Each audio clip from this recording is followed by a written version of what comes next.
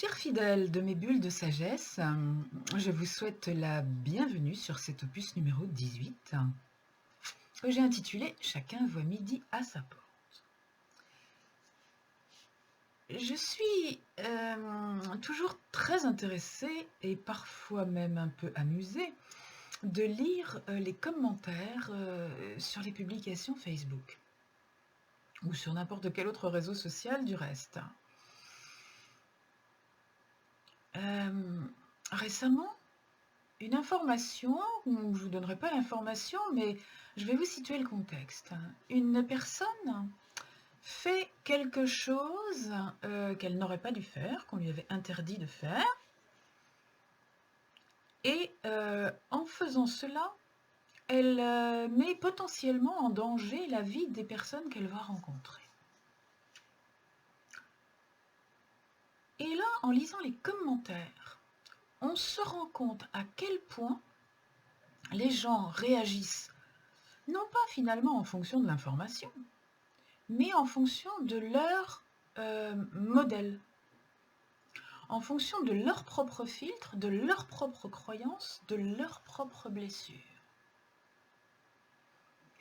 Certains vont tout de suite entrer dans la colère. Quoi?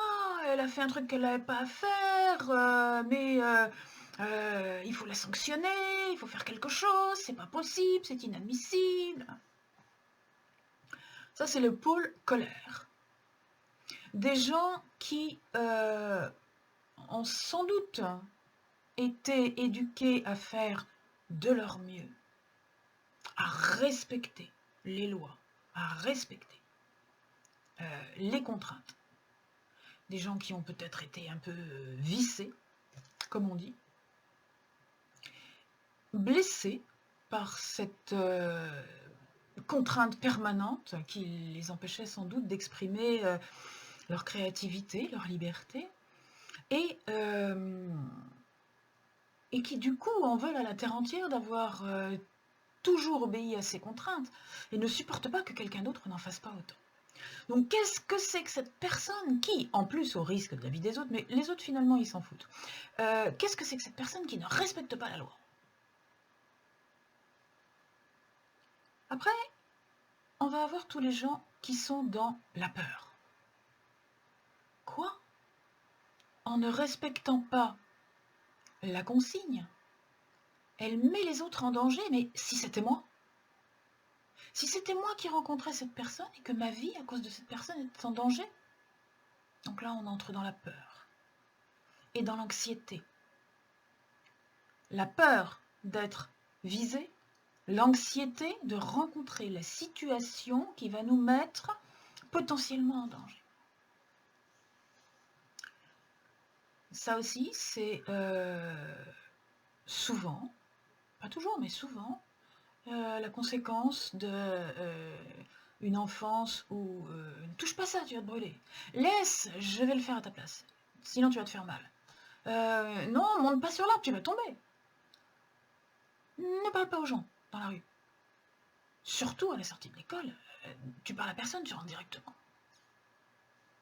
Installation d'une ambiance de peur. Tu fais ce qu'on te dit, tout ira bien pour toi. Tout est dangereux. Sauf être à la maison. Alors évidemment, quand les autres nous mettent en danger,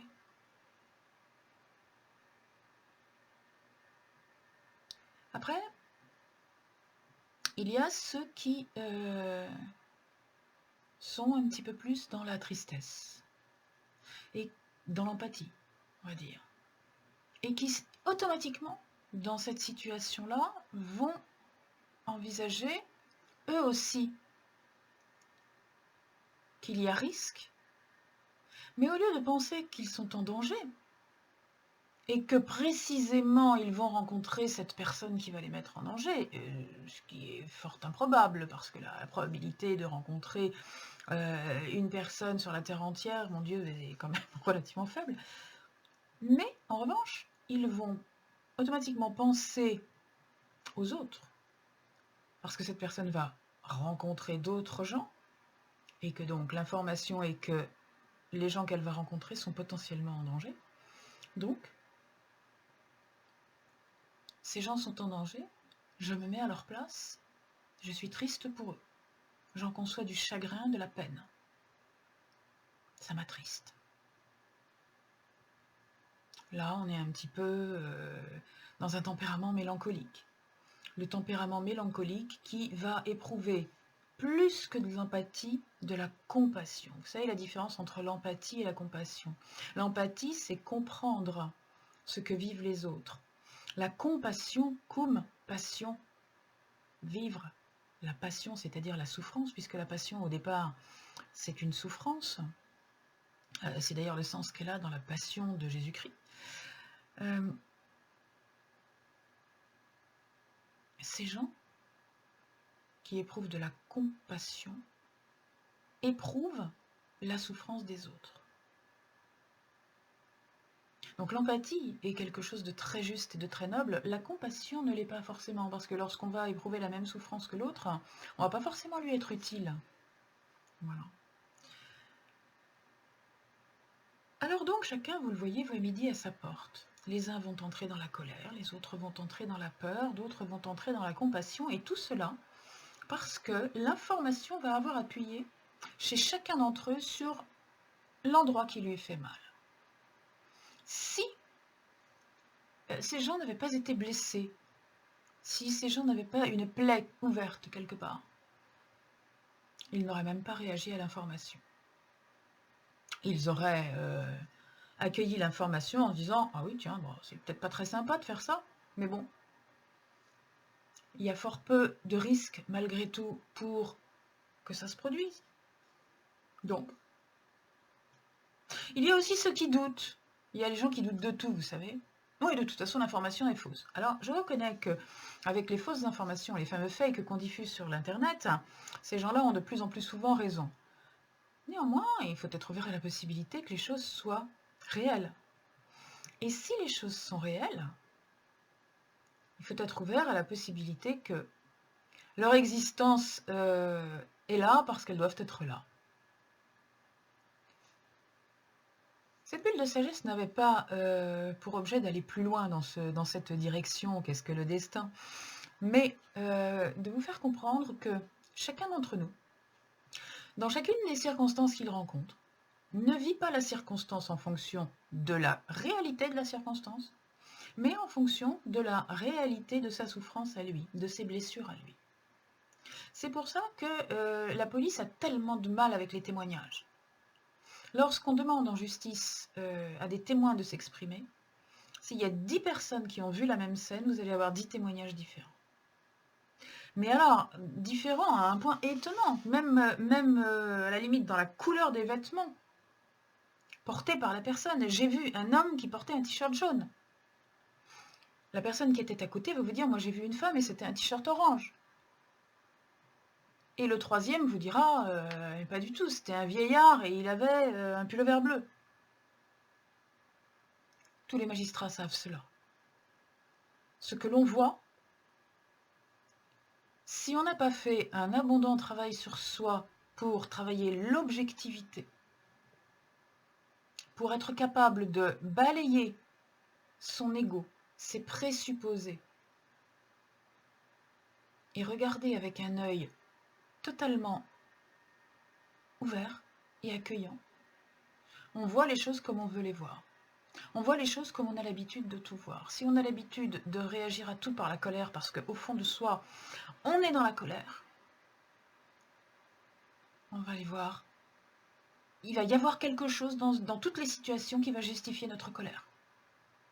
Si on est quelqu'un qui est dans la peur, toutes les situations, on va trouver le détail qui va réussir à nous faire peur. Si on est dans la tristesse, pareil. Il va toujours y avoir quelque chose dans une situation pour qu'on se mette à pleurer. Mais par contre, si on est dans la joie, on va être l'optimiste de service qui va comprendre qu'il y aurait de quoi se mettre en colère pour certains, comprendre qu'il y a de quoi avoir peur et qu'il y a de quoi être triste, mais qui va choisir d'aller chercher le détail qui va permettre de se réjouir. Et décider de choisir que c'est cette option-là qui va se réaliser. Personne n'a raison dans le fond. On ne sait pas ce qui va se passer. Donc comme on ne sait pas ce qui va se passer, autant choisir l'option qui nous fait le moins souffrir. Autant choisir l'option qui nous met dans l'état de santé le plus vertueux. Et ce qui nous met dans le meilleur état de santé, c'est ce qui va nous permettre de dégager de la sérotonine et des hormones du bonheur. C'est la joie. Et ne sachant pas ce qui va se produire dans l'avenir, on a grand intérêt à travailler à sa santé en se disant que, eh bien, tout va bien se passer, plutôt que de travailler à sécréter du cortisol et sécréter des hormones qui vont nous rendre malades, qui vont détruire physiologiquement notre corps physique et nous rendre malades, en nous imaginant que les choses vont mal se passer, en nous mettant dans une rage folle qui va détruire notre foie, en nous mettant dans une peur permanente qui va attaquer nos reins, dans un stress chronique qui va abîmer notre cœur et tout le reste, et nous faire vieillir prématurément. Vous avez compris où je voulais en venir. Regardez les choses avec le filtre. Non, pas bisounours. Non, non. Il ne s'agit pas d'être bisounours. Il s'agit de se mettre dans l'énergie du « ça va bien se passer ». Qu'est-ce que ça coûte ?